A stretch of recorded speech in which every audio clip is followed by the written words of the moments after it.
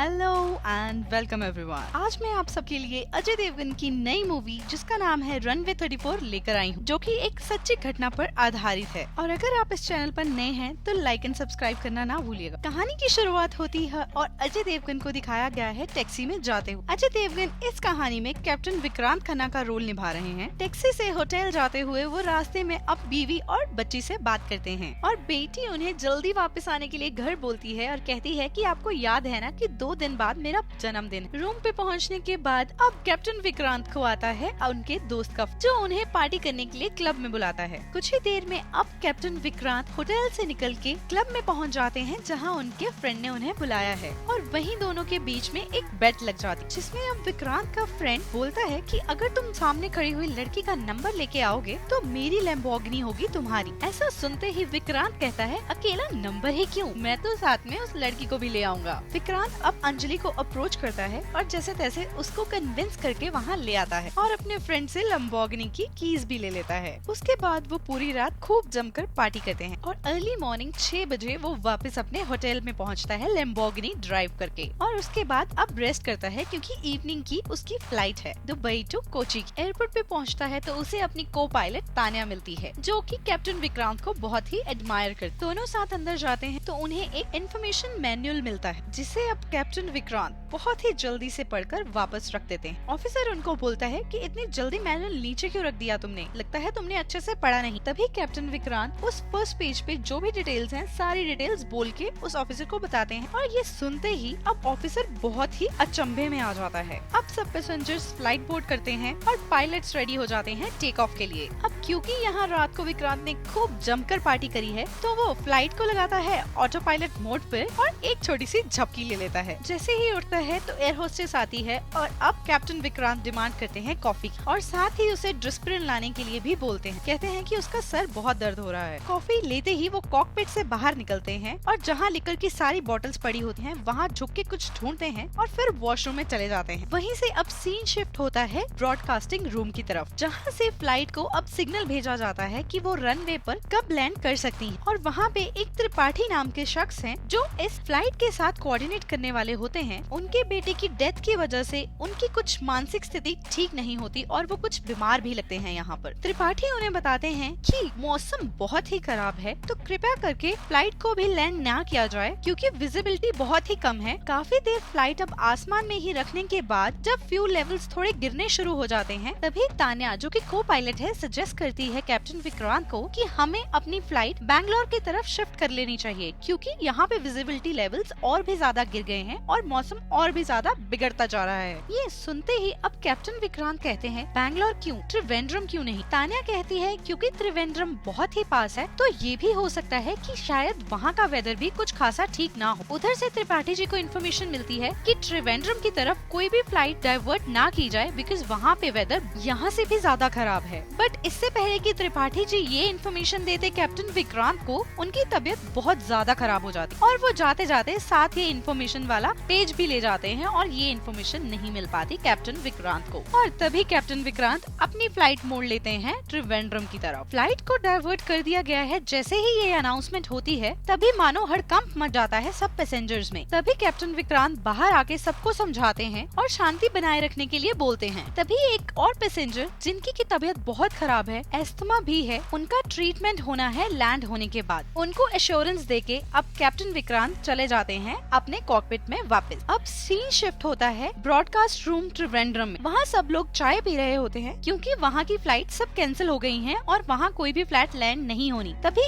एकदम से हैरान रह जाते हैं कैप्टन विक्रांत की फ्लाइट को उधर आते हुए देख के। अब जैसे ही captain Vikrant and team permission मांगती है लैंड करने की, वो लोग बोल देते हैं नेगेटिव क्योंकि वहाँ पे तो वेदर और भी ज्यादा खराब था। मगर अब यहाँ कैप्टन विक्रांत के पास कोई और चारा नहीं है और न ही इतना फ्यूल भी है कि वो कहीं और जा सके। मना करने के बावजूद भी अब कैप्टन विक्रांत को ट्राई तो करना ही होता है लैंड करवाने का क्योंकि और कोई ऑप्शन भी नहीं है। तो वो एक बार ट्राई करता है अब प्लेन को लैंड करवाने का, बट क्योंकि कुछ भी विजिबल नहीं होता तो ये एक ब्लाइंड लैंडिंग होती है और जो कि नाकाम भी हो जाती है, क्योंकि अब कैप्टन कंट्रोल नहीं कर पाते प्लेन को और उन्हें दोबारा टेक ऑफ करना ही पड़ता है। वहाँ से टेक ऑफ करने के बाद अब कैप्टन परमिशन मांगते हैं रनवे 34 पर लैंड करने की, बट क्योंकि अब रनवे 34 है ऑपोजिट डायरेक्शन में, तो वहाँ ब्रॉडकास्ट रूम में सब कहते हैं कि ये तो हाईली इम्पॉसिबल है। तभी कैप्टन अब इसको बोलता है मे डे, मतलब कि अब सारे डिसीजंस कैप्टन ही लेगा। ऐसा सुनते ही अब ब्रॉडकास्ट रूम में सब हैरान परेशान हो जाते हैं, क्योंकि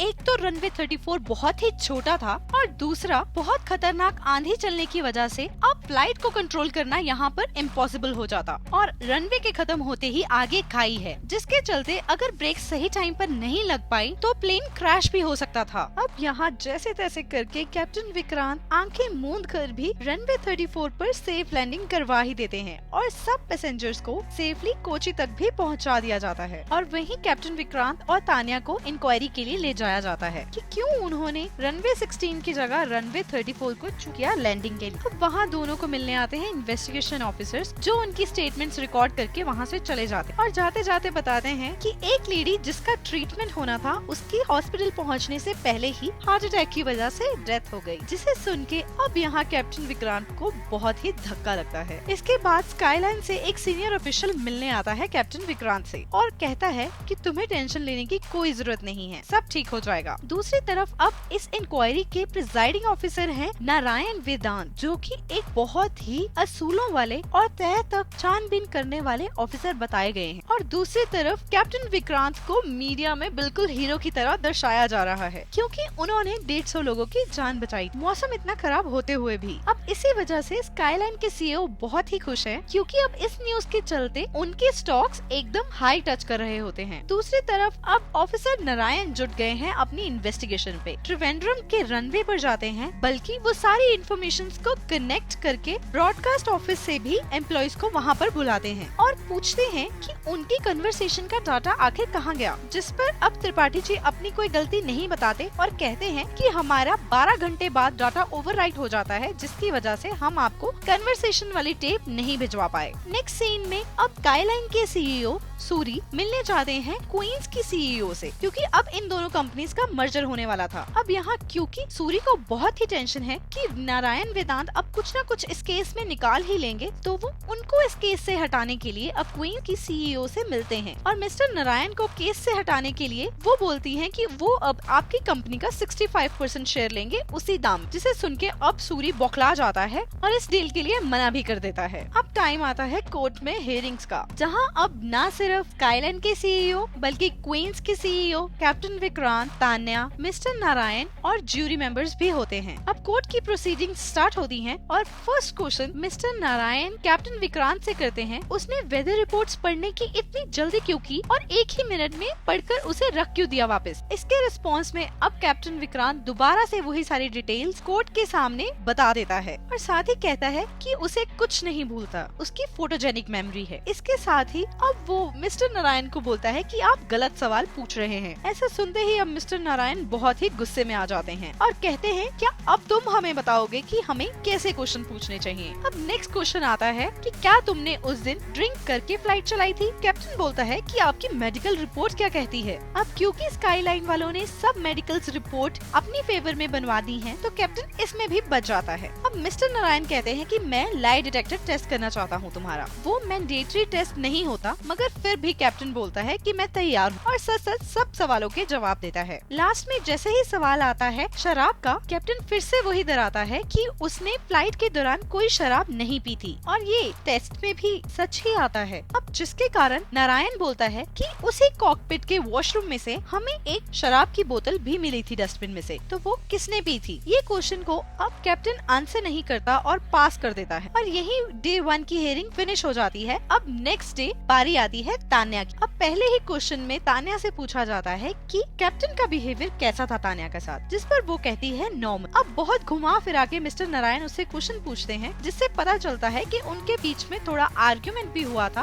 और त्रिवेंद्रम फ्लाइट लैंड करने का प्लान भी कैप्टन का ही था। और साथ ही वो ये भी बताती है कि उस दिन कॉफी और डिस्प्रिन कैप्टन ने ही ली थी और शराब के बारे में उसको कोई आइडिया नहीं था। अब दोबारा से हर चीज आ जाती है कैप्टन विक्रांत के ऊपर और तभी वहाँ बुलाया जाता है अंजलि को, जो कि दुबई के क्लब में कैप्टन को मिली थी। अब यहाँ मिस्टर नारायण फिर से टारगेट करते हैं कैप्टन को और बोलते हैं कि जब तुम्हारी नेक्स्ट डे फ्लाइट थी तब तुम इतनी रात तक शराब पी रहे थे और पार्टी क्यों कर रहे थे, जिस पर अब कैप्टन उन्हें रूलिंग नंबर बता के बोलता है कि पायलट को अलाउड होता है फ्लाइट से 12 आवर्स पहले तक दारू पीना। तो उसने तकरीबन 15 घंटे पहले ही शराब पी थी और उसने प्रॉपर रेस्ट भी किया था फ्लाइट में जाने से पहले। फिर दोबारा से ये सवाल आता है कि लैंडिंग त्रिवेंद्रम में क्यों करी गई। तो वो ये बताता है कि हमें कंट्रोल रूम से कोई भी ऐसा मैसेज नहीं मिला था कि त्रिवेंद्रम में बहुत ज्यादा मौसम खराब है। अब क्योंकि ब्लेम शिफ्ट हो चुका है कैप्टन पर से कंट्रोल रूम पर, अब नेक्स्ट क्वेश्चन करते हैं मिस्टर नारायण, जब लैंडिंग के लिए अलाउड था तुम्हें रनवे 16 तो तुमने रनवे 34 पर लैंडिंग करना क्यों प्रेफर किया। इसका जवाब देते हुए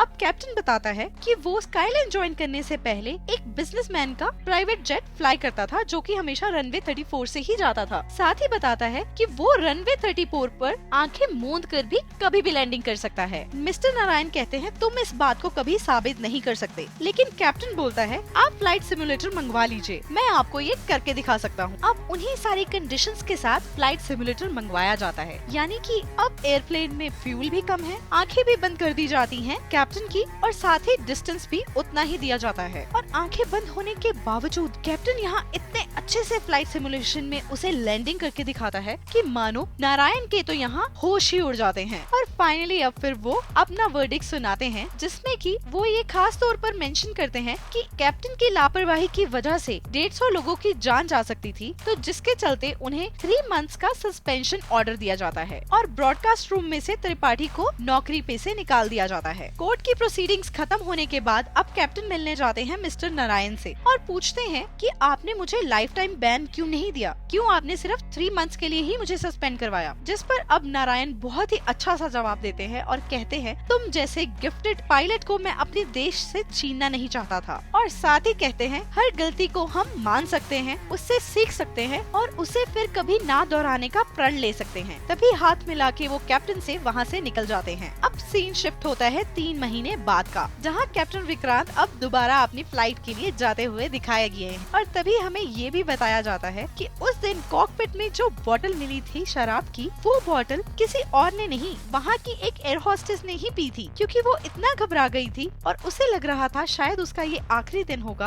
और क्योंकि वो एक सिंगल मदर थी, उसके बच्चे का क्या होगा ये सोचकर ही वो हड़बड़ाहट में वो बोतल पी लेती है और ये बता देती है वो कैप्टन को भी, और साथ ही कहती है कि उसकी नौकरी ना जाए तो तुम मुझे बचा ले। और इसी तरह कैप्टन एक बार फिर से इस हारी हुई बाजी को भी जीत लेता है। आपको हमारी मूवी कैसी लगी हमें लाइक और कमेंट करके जरूर बताइएगा। अब मिलेंगे हम नेक्स्ट मूवी के साथ, तब तक के लिए bye bye and see you soon.